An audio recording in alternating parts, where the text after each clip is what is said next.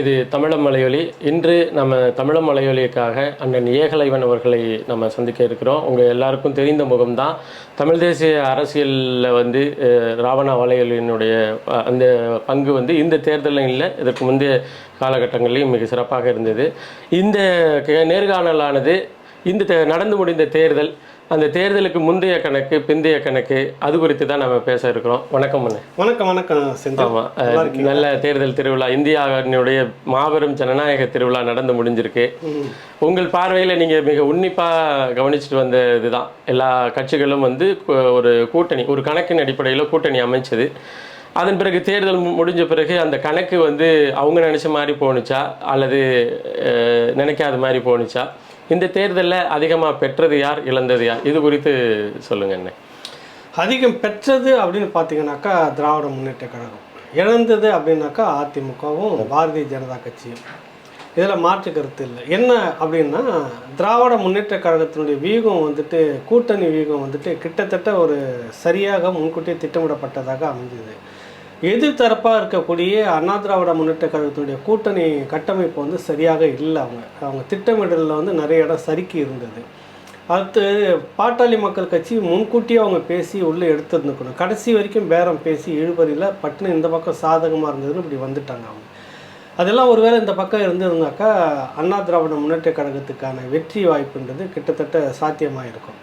இப்போ எல்லாருமே சொல்லக்கூடிய வார்த்தை, திமுக மீது மக்களுக்கு அப்பழுக்கு இல்லாமல் அது முற்று முழுதாக அங்கீகரித்து இருக்கிறார்கள். இந்த 2 ஆண்டு கால ஆட்சிக்கு மக்களே சாட்சி, அங்கீகரித்து விட்டார்கள். அப்படி தான் அவங்களுடைய முழக்கமாக சமூக வலைத்தளங்களில் இருக்குது.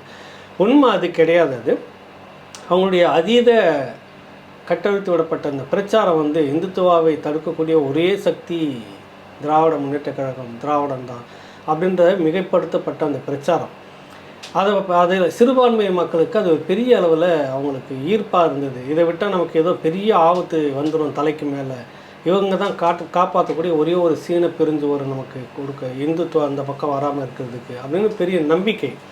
இதெல்லாம் சேர்ந்து அவங்களுக்கு ஒரு இப்போதைக்கு இந்த பக்கம் சரியில்லை, யாருக்கு போடுறது சரின்னு அங்கே போடுறது அப்படின்ற மாதிரி தான் இருக்குது. ஆனால் சதவீதம் அடிப்படையில் பார்த்தீங்கன்னாக்கா திராவிட முன்னேற்ற கழகம் 6% கடந்த தேர்தலுக்கும் இந்த தேர்தலுக்கும் 6% பின்னோக்கி போயிடுச்சு. அப்போ நீங்கள் இந்த பர்சன்டேஜை பார்க்குற போது ரொம்பவும் கீழே வந்திருக்குது. அப்போ அதுக்கு யார் காரணம் அப்படின்றப்ப மக்களுடைய அதிருப்தி இருக்குது. ஏன்னா நீங்கள் சொன்ன எதுவுமே நீங்கள் செய்யலை.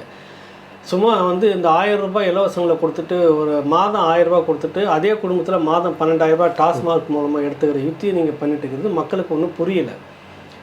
திரும்ப நீங்கள் அந்த பணத்தை மட்டுமே நம்பி நீங்கள் பிரச்சாரம் பண்ணிவிட்டு ஒரு தொகுதிக்கு குறைஞ்சது 25 கோடியிலிருந்து அப்படின்ற மாதிரிலாம் நீங்கள் நிறைய தொகுதியில் பேச்சுவார்த்தைலாம் வெளியில் வந்தது பகிரங்கமாகவே தெரியும். பண விநியோகம் முழுக்க அடுத்தவங்களுடைய தேர்தல் யுத்தினாவே பாட்டிலும் கோட்டுறோம் அப்படின்றது அதுதான் உங்களுடைய துணை கொள்கை பரப்பு செயலாளர் மாதிரி அதை நீங்கள் வச்சுக்கிறீங்க கூட. இவ்வளவு செய்து பணத்தை வாரி இறைச்சியே இந்த லெவலுக்கு வர முடிஞ்சது. சாமானியமாக கூட்டணி இல்லாமல் தன்னந்தனியாக நின்று காசு கொடுக்காம இந்த மாதிரியாக எதுவும் செய்யாமல் நீங்கள் ஜெயிக்க முடியும்னா எந்த காலத்துலேயும் முடியாது. இது 67 தொடங்கி இன்ன வரைக்கும் இவங்க இப்படி தான் பண்ணிட்டு இருக்கிறாங்க. யார் முதலையாவது ஏறணும், யாருடையாவது ஒட்டிக்கணும், இப்படி தான் திராவிட முன்னேற்ற கழகம் இருக்குது. தனிச்சு நின்று அவங்களால வீரமாக இது வரைக்கும் சவால் விட்டு செய்ததே இல்லை. எந்த பார்ப்பனத்துக்கு எதிராக இவங்க கொள்கை முழக்கெல்லாம் இருந்துக்கிட்டு இருந்ததோ, கொள்ளுகப்பட்டர்னு ஒரு பக்கம் பேசிக்கிட்டு, பார்ப்பனன்னு ஒரு பக்கம் பேசிக்கிட்டு, அதே ராஜாஜியோட கூட்டணி வச்சு தொடங்கின அந்த ஃபார்முலா இன்ன வரைக்கும் முரண்பட்டவர்களோட கூட்டணி சமரசம் உள்ளாவும் இடம் தான் திமுக.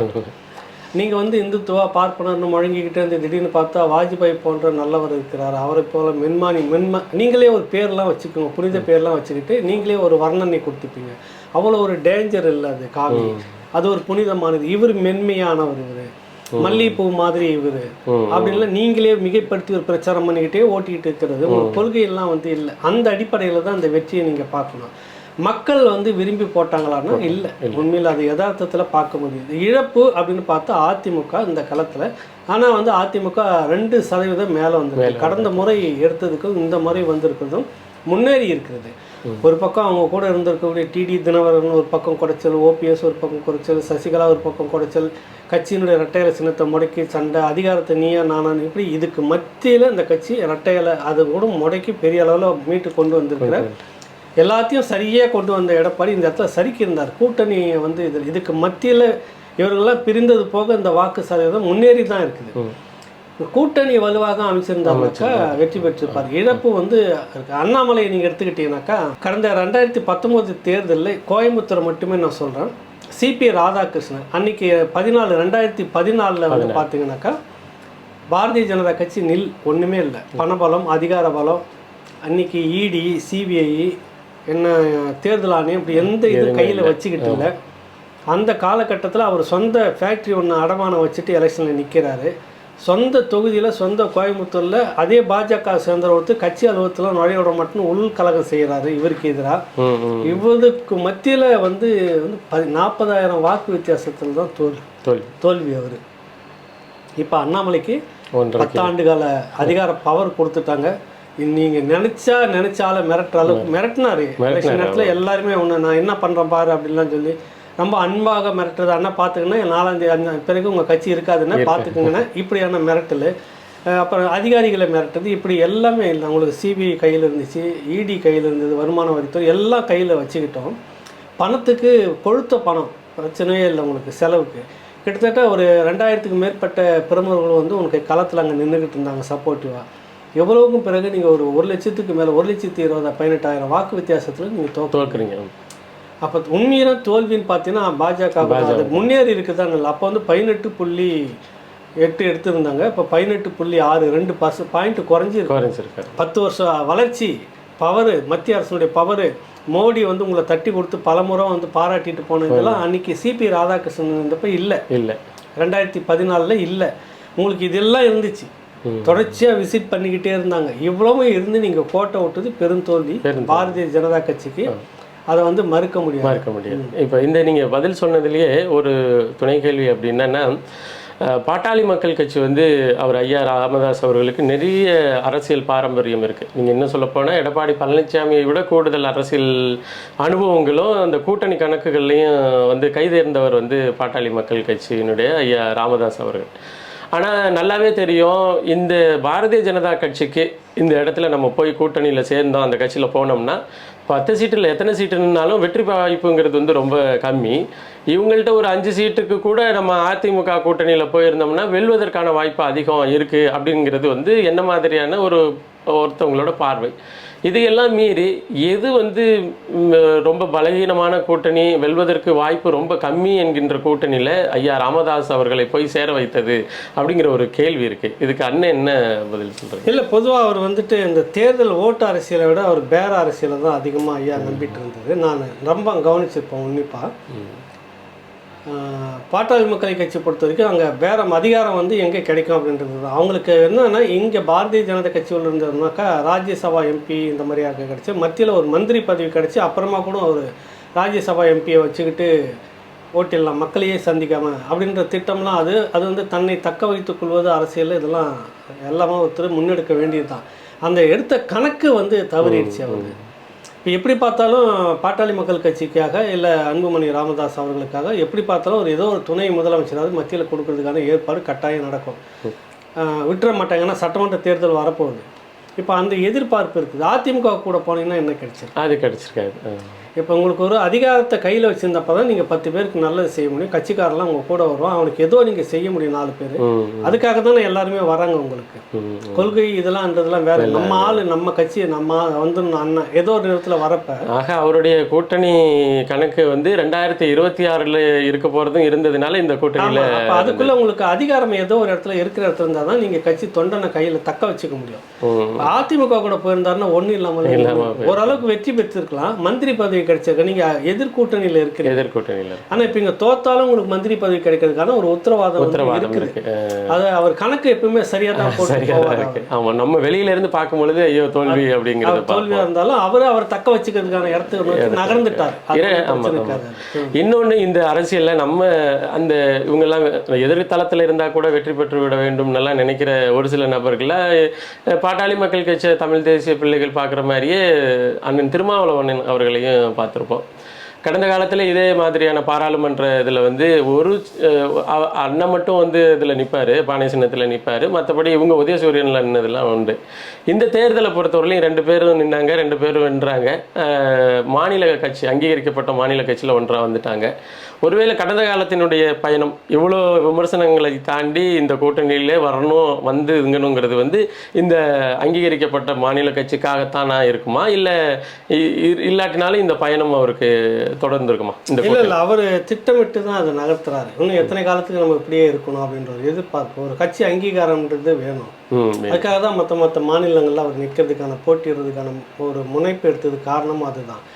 இன்னும் எங்களை போன்றவர்கள் நாங்கள் என்ன நினைக்கிறோம் அப்படின்னா, இந்த விடுதலை சிறுத்தைக்கு திமுக போதிய அங்கீகாரத்தை வந்து கொடுக்கல அப்படின்றது தான் நாங்கள் தொடர்ச்சியாக விமர்சனம், நான் என்னை போன்றவர்கள்லாம் வச்சுக்கிட்டு வரோம். அது அவங்கள விடுதலை சிறுத்தைகளை விமர்சிக்கிறதா அவங்க எடுத்துக்கிறாங்க. காரணம் வந்து அது இல்லை. இந்த உழைப்புக்கும் உங்கள் கொடுத்த ஒரு முக்கிய பங்களிப்புக்கும் உரிய இடத்த திராவிட முன்னேற்ற கழகம் இவர்களுக்கு தரவில்லை என்பது தான் இருக்குது. நீங்கள் மற்ற இருக்கிறதுலே வந்து அதிக வாக்கு வங்கி வச்சுட்டு இருக்கிறது விடுதலை சிறுத்தைகள். நீங்கள் இன்னும் அதே 2 சீட்டிலேயே நிற்கிறீங்க. ஒரு 4 சீட்டாவது நீங்கள் ஒதுக்கி இருக்கணும்.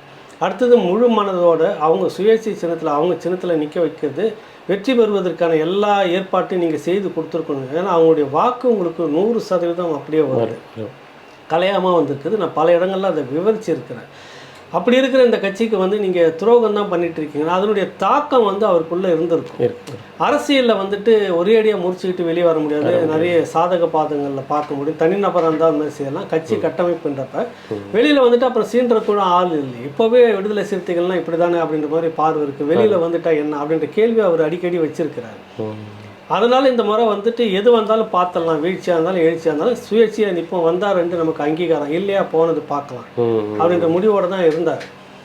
அது ஓரளவுக்கு கூட வந்து வேலை செஞ்சு ரொம்ப உடம்புப்படியாக இருந்து வெற்றியை எடுத்துருக்காங்க. இத்தனை கால் நூற்றாண்டுகளுக்கு 99 வராரு அவர் தேர்தல் களத்துக்கு. நல்லா எங்களுக்கெல்லாம் ஞாபகம் இருக்குது.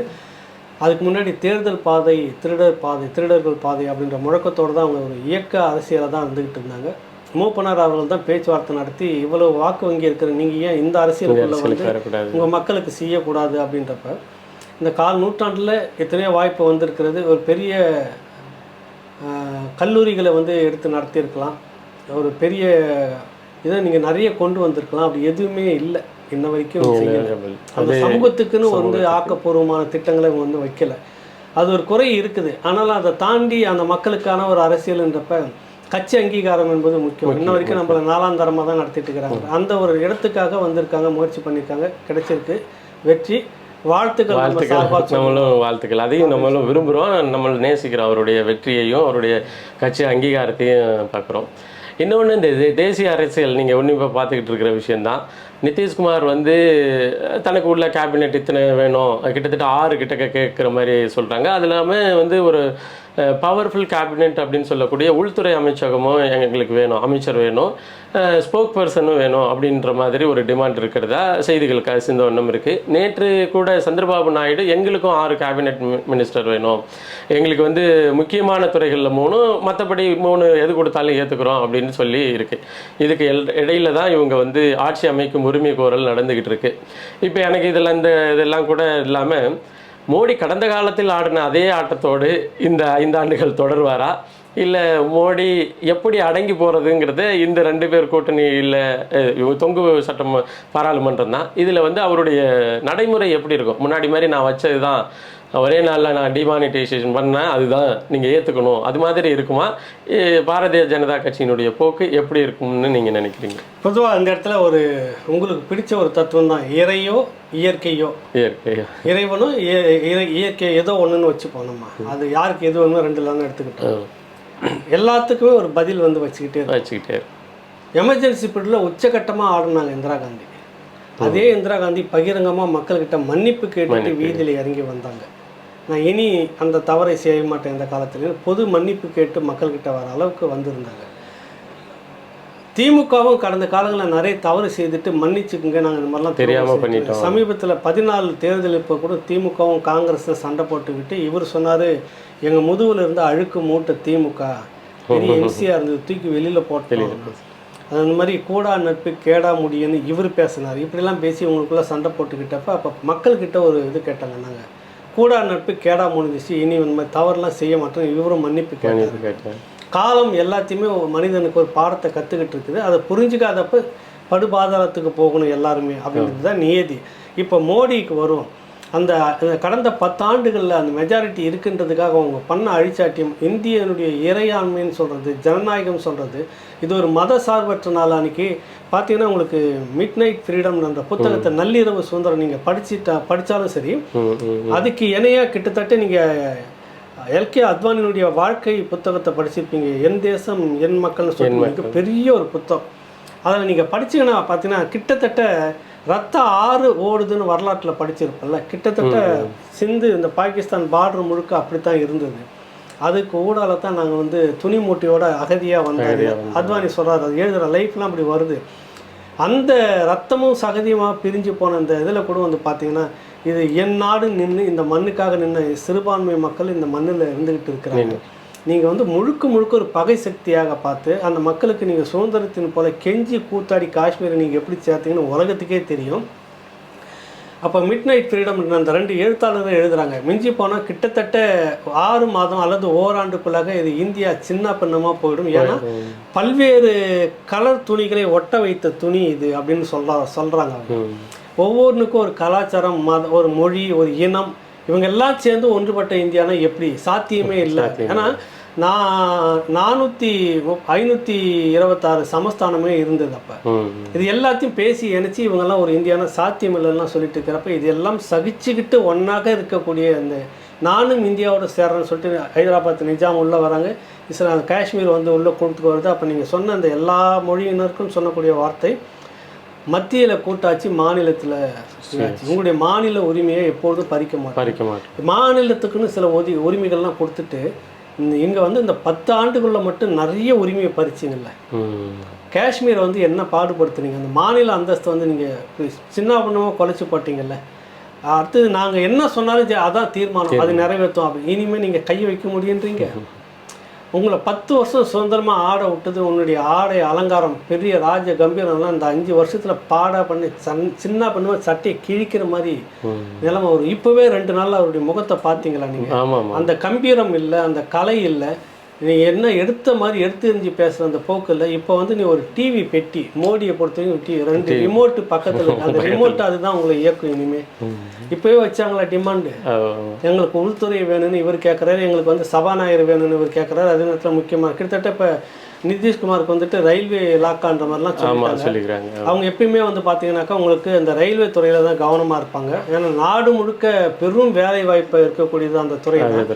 முன்னாடி லாலு பிரசாத் யாதவ் இருந்தப்ப கிட்டத்தட்ட பெரும்வாரியாக அந்த சமூகத்து அந்த அங்கே இருக்கக்கூடிய அந்த பகுதி முழுக்க இந்தியா முழுக்க பரவலாக பண்ணிட்டு அந்த மாதிரி அது மிகப்பெரிய நிதியை வந்து கொட்டக்கூடிய துறை அது. அதில் வந்து இந்த கிராப்புன்னு சொல்லுவாங்கள்ல, காஷ்மீர்லேருந்து கன்னியாகுமரி வரைக்கும் இருக்கக்கூடிய ரயில்வேத்தினுடைய அந்த உதிரி பாகங்கள்னு சொல்கிறது சொத்தே பல ஆயிரம் கோடி, பல லட்சம் கோடி. அதனால் அது மேலே எல்லாருக்குமே ஒரு கண் இருக்கும். அப்புறம் நீதித்துறை இது எல்லாமே இப்போ நீங்கள் சுதந்திரமாக எடுக்க முடியல, சுதந்திரமாக எடுக்க முடியல. ஒன்று நீங்கள் 2 பேரையும் பார்த்துக்கிட்டு தானே சரி, எத்தனை காலத்துக்கு செய்துட்டு இருக்க முடியும்? இந்த 2 பேரில் யாருன்னா ஒருத்தர் விலகுனாலும் கூட உங்களுக்கு சிக்கல். ஒட்டுமொத்தமாக வந்து இப்போ உங்களுக்கு சுயேட்சைகள் மட்டுமே 28 பேர் இருந்தாலும் கூட சுயேட்சைகள் இப்போதைக்கு உங்கள் பக்கம் வந்து லெட்டர் கொடுத்துருக்குறாங்க. நாளைக்கு இந்தியா கூட்டணி பக்கம் போக மாட்டான்னு என்ன நிச்சயம். அங்கேயும் முரண்பாடு. இப்போ வந்து பார்த்தீங்கன்னாக்கா பஸ்வானுடைய அந்த கட்சி வந்து அவங்களும் எனக்கு ஒரு மந்திரி பதவி வேணும், கர்நாடகாவில் 2 சீட்டு அவங்களும் எனக்கு ஒரு மந்திரி பதவி வேணும், ஆளுக்கு வந்து கேட்டுட்டு இருக்கிறாங்க. ஏன்னா நீங்கள் அந்தளவுக்கு வந்திருக்கீங்க. கிட்டத்தட்ட மெஜாரிட்டியாக இருந்த நீங்கள் இவ்வளோ குறைஞ்சி வந்து 241க்குள்ளே நின்றுட்டு இருக்கிற அந்த சூழ்நிலை வந்து இயற்கை உங்களுக்கு கொடுத்த பாடம். உங்கள் கட்சி அந்த அகம்பாவத்துக்கு கிடைச்ச பதில், மக்கள் விரோத செயலுக்கு கிடைச்ச விஷயம். நீங்கள் இப்போ இந்த அளவுக்கு கூட எப்படி வந்துட்டீங்க அப்படின்னா காங்கிரஸுடைய வீக்னஸ், ஆர்கனைசிங் இதெல்லாம் சரியாக இல்லாமல் போய் தான் நீங்கள் இந்த அளவுக்கு வந்தீங்க. இல்லைன்னா அது கூட கிடையாது. நீ மக்களுக்குன்னு வந்து இங்கே எப்படி திமுக மக்களுக்கு அல்வா கொடுத்துட்டு எல்லாமே வந்து பேப்பரில் எழுதி சக்கரைன்னு சொல்லிட்டு நக்கிக்குன்னு சொல்லிட்டுங்களோ, அதோட 2 மடங்கு மோடி. பார்த்தீங்கன்னாக்கா ஆசியா கண்டத்திலே முதன்மை பணக்காரராக அதானி வந்து 10 ஆண்டுகளுக்கு முன்னாடி எங்கே இருந்தார் அவர்? எந்த பட்டியலில் இருந்தார்? இப்போ இது மெஜாரிட்டியாக வந்திருந்தாருன்னா உலகத்திலேயே முதன்மை இடத்துக்கு அம்பானி வந்துட்டு இருப்பாங்க.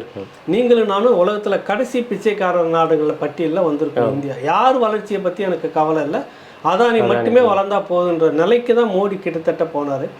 அது காங்கிரஸ், அது பாரதிய ஜனதா கட்சியினுடைய அந்த உள்கட்டமைப்பும் மற்ற தலைமைகளும் அதை மறுக்கலை, அதை வந்து தடுக்கலை. அதனுடைய விளைவு வந்து இருக்குது. நீங்கள் போட்ட திட்டம் வந்து இந்த முறை வந்துவிட்டு கிட்டத்தட்ட இது இந்துத்துவ நாடு அப்படின்னு டிக்ளேர் பண்ணலான்ற ஒரு திட்டம், நீண்ட கால திட்டம் வந்து ஆர்எஸ்எஸ் வந்து வச்சிருந்த பிரதான ஒன்று பிரிந்த பாகிஸ்தானோட இணைக்கிறது. குறைஞ்சபட்சம் அந்த சிந்துன்னு சொல்லுவாங்க அவங்களுக்கு, அத்வானி இவங்கெல்லாம் அங்கே இருந்துட்டு வந்தவங்க, அந்த பகுதியிலேருந்து தான் இங்கே வந்தவங்க. அந்த பகுதி அது வந்து நீங்கள் பார்த்தீங்கன்னா இன்னும் சொல்லப்போனால் உங்கள் ஆர்எஸ்எஸ்னுடைய அந்த இவர் இருக்கிறார் பாருங்கள், உங்களுக்கு காட்ஃபாதர்னு சொல்லுவாங்க, தொடங்கின ஒரு சவார்கருடைய அந்த ஒரு கலசம் ஒன்று வச்சுருப்பாங்க. ஏன் அப்படின்னா பிரிக்கப்படாத இடத்துல இருக்கக்கூடிய அந்த பகுதியில் இருக்கக்கூடிய அந்த சிந்து நகதி என்னைக்கு இந்தியாவோட இணையுதோ அன்னைக்கு அதில் கரைக்கணுன்ற சவாலை இன்ன வரைக்கும் வச்சுட்டு இருக்கிறாங்க. தெரியுமா அது உங்களுக்கு? எனக்கு தெரியாது. அதுதான் அவங்க சொல்லக்கூடிய விஷயம். இன்ன வரைக்கும் கரைக்கலை, எங்கேயும் கொண்டு போய் கரைக்கல. அதாவது முழுக்க முழுக்க அதுக்கான சடங்குகளை செய்யலைன்ற மாதிரி சொல்கிறாங்க. இரண்டாவது விஷயம், இது வந்து ஒரு இந்துத்துவ நாடாக வந்து பக்கத்தில் எல்லாமே அந்தந்த நாடு வந்து நேபாள் பார்த்து அது ஒரு மத சார்பற்றதுனால மதம் சார்ந்த நாடு. சீனா வந்து சொல்லிடுச்சு உங்களுக்கு, பாகிஸ்தான் சொல்லிட்டாங்க. இது மட்டும் இந்த மத சார்பற்ற நாடு அப்படின்னு ஆர்எஸ்எஸ்க்கு ஒரு பெரிய இயக்க ரீதியான ஒரு பெரிய சித்தாந்தம் உள்ள ஓடிட்டு இந்த முறை வந்துட்டோன்னா அதை தான் செய்கிறதா இருந்தாங்க. இந்தியா முழுக்க பொது சிவில் சட்டம் வந்து 2 மட்டும் நடைமுறைப்படுத்துன்னு இருந்தாங்க. இப்போ அதில் மண் விழுந்துச்சு. நீங்கள் இதெல்லாம் எதிர்க்கக்கூடிய ஆட்கள் தான் நிதிஷும் சந்திரபாபு நாயுடும். இப்போ நீங்கள் அவங்கள வச்சுக்கிட்டு இதை செய்ய சாத்தியமே இல்லை.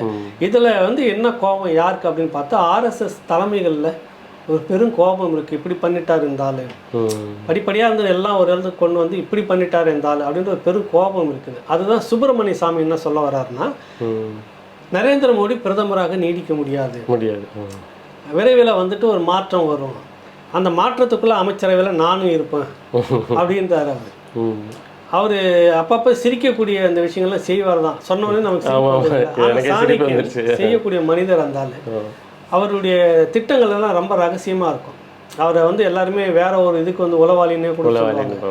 ஆனால் சில விஷயங்கள் செய்யணும்னு செய்துட்டாருன்னா அதனால தான் இவ்வளோ பேசி நிற்கிறாரு. கடந்த 5-10 வருஷமாகவே மோடி விமர்சிக்கிறாரு, அனைத்து நிர்மலா சீதாராமன் விசாரிக்கிறாரு. ஒன்றும் பண்ண முடியல இல்லை அவங்கள. என்ன காரணம்னா கையை வச்சாருன்னா அந்த ஆள் எதனா ஒரு வழக்குன்னு போட்டு கோர்ட்டுக்கு இழுத்துருவாருன்னு நிறைய பேரை கோர்ட்டுக்கு போட்டு இழுத்த பயம் இருக்குது. இப்போ இதெல்லாம் சேர்ந்துனால இது வந்து சுப்பிரமணிய சாமியினுடைய குரல் இல்லை, அது ஆர்எஸ்எஸ் குரல். என்னன்னா இப்போ அங்கே ஆர்எஸ்எஸ்குள்ள என்னன்னா, இப்போ மோடியை அப்புறப்படுத்துகிற மாதிரி இருந்தால் அந்த இடத்துக்கு திரும்ப ஒரு ஆர்எஸ்எஸ்னா ஒரிஜினல் பிராமின் கையில் போயிடக்கூடாது. அப்படி போகிற மாதிரி தலைமை இருந்ததுனாக்கா நாடு முழுக்க ஒரு பெரிய அதிருப்தி வந்துடும். அப்போ அதனால அதே மாதிரி மோடியை மாதிரி யாரை வைக்கலாம், பிசி எம்பிசியில் யாரை வைக்கலாம்னு பேச்சு அதுக்குள்ளவும் ஓடிட்டு இருக்குது. எப்படி பார்த்தாலும் இவர் வந்து மோடிக்கு ஒரு கணக்கு உள்ளுக்குள்ளே நீண்ட காலமாக இருக்குது. என்ன சொல்ல வராங்கன்னா, ஒருவேளை தனக்கு ஏதாவது சிக்கல் வருது என்ற பட்சத்தை அந்த இடத்துல வந்து அமித்ஷா வந்துட்டு குஜராத்தினுடைய அந்த செல்வாக்கு வந்து போயிடக்கூடாது அப்படின்னு சொல்லிட்டு இப்போ எல்லாமே பார்த்தீங்கன்னா எல்லாமும் ரோம் நகரை நோக்கின்னு சொல்கிற மாதிரி எல்லா வர்த்தக பெரும் இன்வெஸ்ட்மெண்ட் நிதி சம்மந்தமான எல்லாமே குஜராத் மையமாக்கி நீங்கள் பார்த்தீங்கன்னா மிக பெரும் நிதி வங்கி எல்லாமே உங்களுக்கு அங்கே தான் ஆர்கனைஸ் ஆகுது. மிகப்பெரிய தொழில் இண்டஸ்ட்ரி எல்லாமே அங்கே தான் இருக்குது. அதே போல் வந்து மிகப்பெரிய இதில் நீங்கள் இந்தியாவில் எங்கேயுமே என்ன காரணம்னா தமிழ்நாட்டை சேர்ந்த ஒரு ஐஏஎஸ் மாதிரி ஐஏஎஸ் தொழில் இது சம்மந்தமாக இருக்கக்கூடிய பெரிய எக்ஸ்பர்ட்டு பொறுக்கி எடுத்து அவர் டெல்லியில் இருந்த அவரை பொறுக்கி எடுத்து நீங்கள் குஜராத்துக்கு தான் வேலை செய்யணும்னு சொல்லி போட்டு அவர் ஒரு டைம் சந்திக்கிறப்ப சொல்லி பார்த்தீங்கன்னா கிட்டத்தட்ட எல்லாமே கண்ட்ரோல் அங்கே தான் போயிடுச்சு. அந்த அளவுக்கு இண்டஸ்ட்ரியை கட்டமைக்கிறதுல முதன்மை இடத்த கொடுத்து எல்லாரும் இங்கே வாங்க, எல்லாரும் கிட்டத்தட்ட கொண்டு அங்கே வச்சுட்டாங்க எல்லாமே. அதுக்குன்னு ஒரு பெரிய நகரத்தையே உருவாக்கி எல்லா வசதி வாய்ப்பையும் செய்து கொடுத்துருக்குறாங்க. அதே போல் எந்த மாநிலமும் இல்லை அப்படின்னு அந்த கட்டமைப்பு உடஞ்சிடக்கூடாது. அதுக்கு வந்து அமித்ஷாவை அந்த இடத்துல வைக்கணும் அப்படின்ற அது ஒரு பக்கம் போயிட்டு இருக்குது. எது எப்படி இருந்தாலும் ஒரு 6 மாதத்துக்குள்ளே இருக்குது. இப்போதைக்கு ஒரு தேர் நிலவை கொண்டாடுகின்ற மாதிரி தான் பார்த்துக்கிட்டு இருக்கிறாங்க. 9ஆம் தேதி வந்து கடிதம் நீக்கி கொடுத்துருக்குறாங்க. அது பரிசீலிக்கப்பட்டு உடனே வந்து 9ஆம் தேதி வந்து குடியரசுத் தலைவர் மாளிகையிலே வந்து பதவியேற்பு எளிமையாக இருக்கிற மாதிரி தான் பண்ணுறாங்க. கடந்த முறை முதல் முறை பாகிஸ்தானை கூப்பிட்டுருந்தாங்க, மற்ற நாடு சுற்றி இருக்கிற நாடுகளை கூப்பிட்டுருந்தாங்க. அடுத்து போன தேர்தலில் 19 வந்து இந்த புல்வாமா தாக்குதலில் முரண்பாடு பாகிஸ்தான் நமக்கும் கூப்பிடலை. அதை ஒட்டி இந்த மாதிரியும் கூப்பிடல, மற்றபடி எல்லாருமே கூப்பிட்டுருக்கோம். நம்ம பங்காளி மகிந்தா ராஜபக்ஷே கூட நட்பு நாடுன்ற பேரில் கூப்பிட்டு வச்சுட்டு இருக்கிறாங்க. வச்சிருப்பாங்க. இதுக்கெல்லாம் சேர்த்து தான் தமிழ்நாட்டுக்கு பாஜக காங்கிரஸ் கூட எப்படி வருதுன்னா ஒரு முறையும் அதுக்கு காப்பாற்றி உயிர் தண்ணி டிஎம்கே தான். அதுக்காக தான் திமுக மேலே இந்த மக்களுக்கு கோபம் வர்றது. ஒரு துரோகம் செய்த ஒரு கட்சியை இன்னொருத்தனுக்கு நீங்கள் தூக்கிட்டு நீங்களும் வரப்போ துரோகிக்கு துணை போகிற கட்சியாக தானே இருக்கிறீங்க. ஏன்னா இதே கலைஞர் கருணாநிதி அவர்கள் தான் தஞ்சாவூர் மாநாட்டில் ஜார்ஜ் பெர்னாண்டஸ் மேடையில் வச்சுக்கிட்டு இந்த கருணாநிதி உயிரோடு இருப்பதற்கு காரணம் ஒரே ஒரு காரணம், அன்னைக்கே இந்த கருணாநிதி உயிரை மாய்த்து கொண்டு இருப்பான், ஏன் உயிரோடு இருக்கிறேன் அப்படின்னாக்கா இந்த காங்கிரஸ் தமிழ்நாட்டிலேருந்து வேரோடும் வேரடி மண்ணோடும் இந்த வசனம் அன்னைக்கு பேசுனது தான். என்ன காரணம்னா இந்திரா காந்தியினுடைய எமர்ஜென்சி பீரியட் போலீஸ் வந்து என்னுடைய மனைவியாரை உங்களுடைய அந்நியாரை அரை நிர்வாணப்படுத்தி படிக்கட்டில் ஏற்றி இறக்குனாங்க. காரணம் மறைவு இடத்துல வந்து வைரம் பதிக்க வச்சிருக்கிறாங்கன்னு கொச்சிப்படுத்தினப்போ இந்த கருணாநிதி செத்து போயிருக்கணும் அப்படின்லாம் வசனம் பேசிட்டு உடனே நேருவின் மகளே வருக நிலையான ஆட்சி அடுத்த 2 வருஷத்துல பல்ட்டி அடிச்சு. காரணம் அன்னைக்கு இருந்த இந்த சர்க்காரியா கமிஷன் எம்ஜிஆரும் அன்னைக்கு இருந்த கம்யூனிஸ்ட் கட்சி சேர்ந்து கவர்னர்கிட்ட கொடுத்த ஊழல் பட்டியல் அதுலேருந்து தன்னை தப்பிச்சுக்கணுன்றதுக்கான இதான் காங்கிரஸ் தூக்க ஆரம்பிச்சார்ல. இன்ன வரைக்கும் அவங்க வாரிசு தூக்கு இதுதான் இதில் இருக்கக்கூடிய விஷயம். மக்களுக்காகலாம் தூக்கலை, தமிழ்நாட்டு நலனுக்காக தூக்கலை, தான் அவமானப்பட்டமேன்றதுக்காகவும் அவங்க இல்லை, தன் பழிச்சுக்கணும் வழக்குகள்லேருந்து வெளியே வரணும் அப்படின்றதுக்கு ஒரு முறையும் சமரசம். அந்த சமரசம் எப்பவுமே சமரசம் உலாவும் அதுதான். ஆமாம்.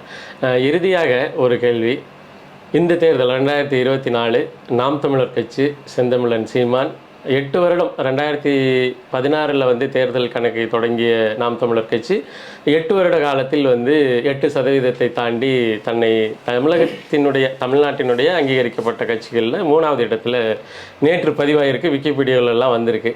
நீங்கள் நெடுங்காலமாக சீமான் அண்ணனோடும் கட்சியினோடும் அதாவது அரசியலாக பார்வையாளராக பார்த்துக்கிட்டு வச்சுட்டு இருக்கிறீங்க. நாம் தமிழர் கட்சி இந்த தேர்தல் குறித்து உங்களுடைய பதில் என்னென்ன? தொடக்கம் வந்து எல்லாருமே இந்த 2010 கட்சி தொடங்கின பிற்பாடு தான் அவரை நம்ம பார்க்குறோம், அவர் கூட நம்ம இணைஞ்சிருக்கிறோம், பேசுகிறோம், இல்லை ஆதரவாக இருக்கிறோம் அப்படின்னு ஆளுக்கு அதுக்கு ஒரு விதமாக இருக்கலாம். சில பேர் வந்து வேறு மாதிரிலாம் கூட சொல்லுவாங்க சொம்பு அது இதுன்னு. அது இல்லை, எனக்கு 2007-08 அவர் தொடர்ந்து, அதுக்கு முன்னாடி இருந்த பழக்கம் 2007-08 அவர் கூட 2-3 முறை தொடர்ச்சியாக நெருக்கமாக பேசுகிறதுலேருந்தே பழக்கம். அப்போதுலேருந்து அவர் கூட ட்ராவல் பண்ணிட்டு இருக்கிறோம். அவர்கிட்ட ஒரு ஒரு ஒரு நோக்கம், ஒரு கோபம் எங்கேருந்து வருதுன்னா, ராமேஸ்வரத்தில் பேசின அந்த பேச்சினுடைய வெளிப்பாடு அங்கே தொடங்கினது. அந்த கோபம், அந்த வேகம் இன்னைக்கு வரைக்கும் குறையல. அதுதான் வந்து அவர்கிட்ட இருக்கக்கூடிய அந்த விஷயம். இத்தனை விமர்சனங்களும் இவ்வளோ அவதூறுகளும் வந்த பிறகு இத்தனை லட்சக்கணக்கான இளைஞர்கள் இன்னும் அதை விட்டு போகாமல் இருக்கிறது காரணம், அன்றைக்கி சொன்ன அந்த வார்த்தை, கட்சி தொடங்கின 2010 சொன்ன அந்த முழக்கம் இன்ன வரைக்கும் அதுலேருந்து மாறல. இம்மி கூட மாறல. 2009 இந்த மண்ணில் எத்தனை கட்டமைப்புகள், அவங்க பேரெல்லாம் சொன்னால் நமக்கு வருத்தமாக இருக்கும். இயக்கத்தை பற்றியும் அந்த ஈழ மக்களை பற்றியும் எப்படிலாம் விழுந்து பேசிக்கிட்டு இருந்தாங்க. 2009 பிறகு எப்படி கொஞ்சம் கொஞ்சமாக மௌனமாகி போனார்கள்.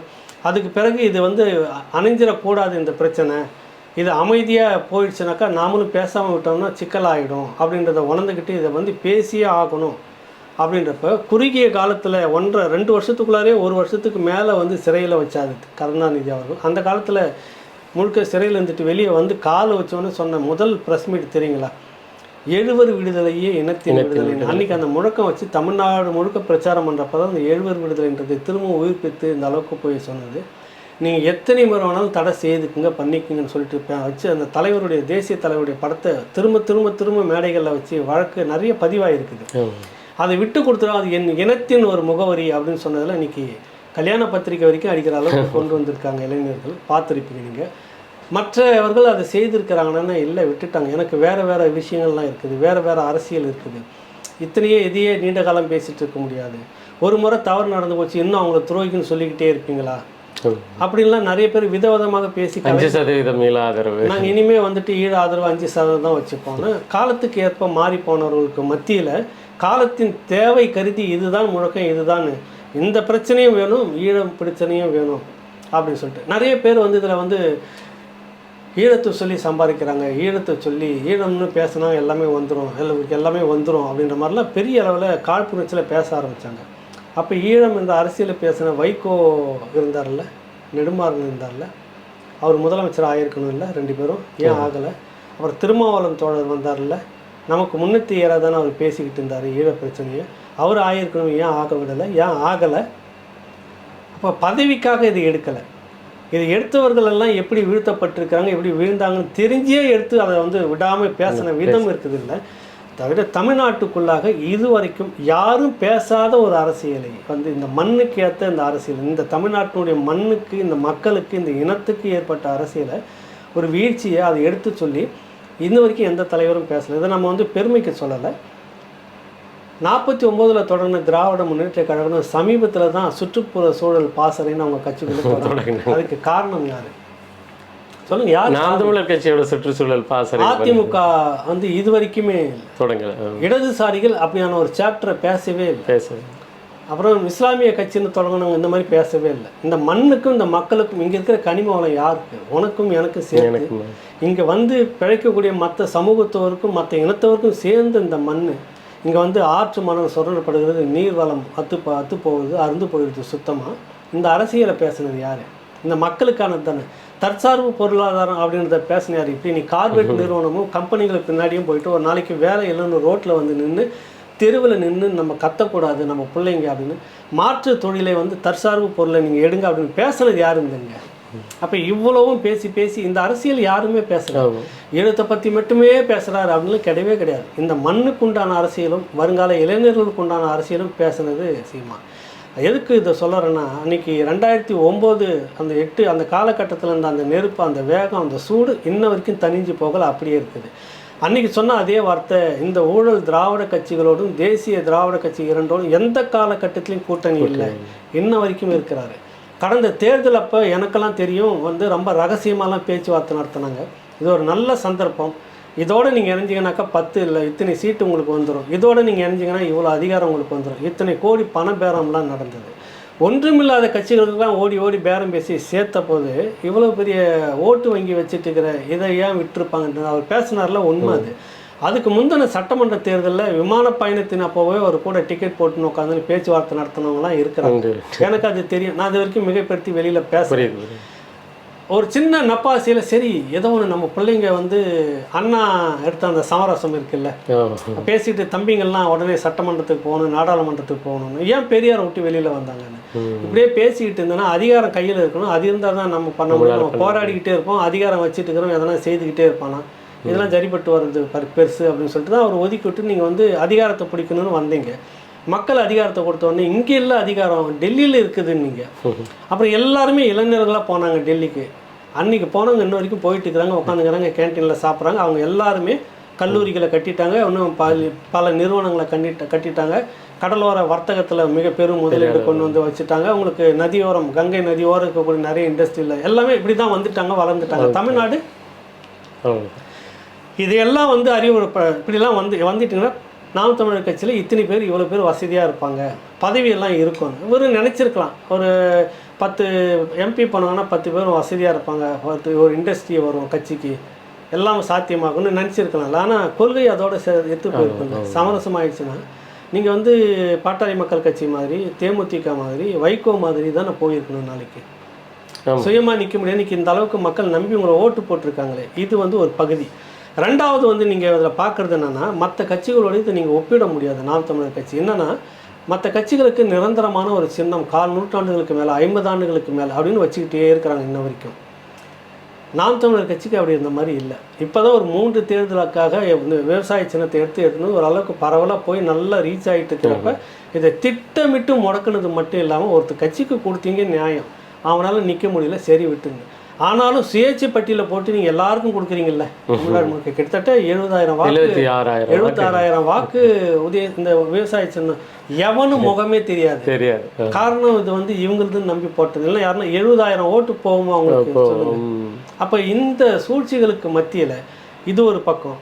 பணபலம்னு பார்த்தீங்கன்னா ஒரு தொகுதிக்கு குறைஞ்சது 25 கோடியிலேருந்து 70 கோடி வரைக்கும் செலவு பண்ணியிருக்கிறாங்க.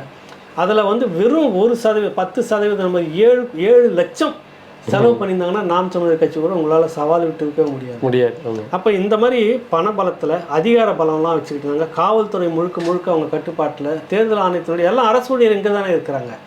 மேலேருந்து அப்படி நேராக குதிச்சு வந்து எலெக்ஷன் மட்டும் நடத்தி கொடுத்து திரும்ப மேலேயே போயிடுறாங்க. அப்படிலாம் ஒன்றும் கிடையாது. இங்கே வேலை செஞ்சுட்டு நாளைக்கு இங்கே தான் போய் கலெக்டர் ஆஃபீஸில் உட்காரணும்.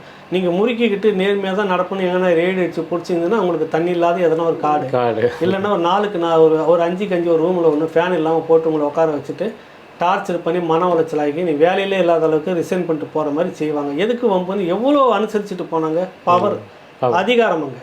இது எதுவுமே இல்லாத ஒத்தியில் நின்று இவ்வளவு வாக்கு வாங்குற இந்த கட்சியோட நீங்கள் எதோட எப்படி ஒப்பீடுன்றது எப்படி ஒப்பீடு சரியாக இருக்கும்? இதை தான் நம்ம கேட்க வரோம். இது வந்து பெருமுதலாளிகள் பின்னாடி இல்லை. இவங்களுக்கு பண உதவி பண்ணுறதுக்கு நாங்கள் இருக்கிறோம், 10 தொகுதிக்கு நான் செலவு செய்துக்கிறேன்னு இல்லை. பெரும் கட்சிகள்லேருந்து ஊழலில் சிக்கி அப்படியே நேராக வந்து வாசலில் நின்று நாம் தமிழர் கட்சி வாசலில் தண்ணியை சொம்பில் எடுத்து அப்படியே மேலே தெளித்து நீங்கள் இன்னிலேருந்து ஊழல்வாதியில் புனிதமாக்கப்பட்டவர்கள்னு சொல்லிட்டு கட்சிக்குள்ளே சேர்ந்துட்டு பல கோடி பணத்தை எடுத்து கட்சிக்கு வேலை செய்கிற மாதிரி ஆள் இங்கே இல்லை. கரெக்டுங்களா? அதிமுக அந்த மாதிரி வந்தவங்க நேராக திமுகக்குள்ள வாசலில் போனோன்னு தண்ணி தெளித்து நீங்கள் இந்தியிலேருந்து புனிதமாக்கப்பட்டு சுடுகாட்டு ஊழல்னு இவங்க தான் பேசினாங்க. வழக்குன்னு நடந்தது. இப்போ அது முடியறதுக்குள்ளாரே கொண்டு வந்து இங்கே வச்சுக்கிட்டீங்க செல்வகணபதி.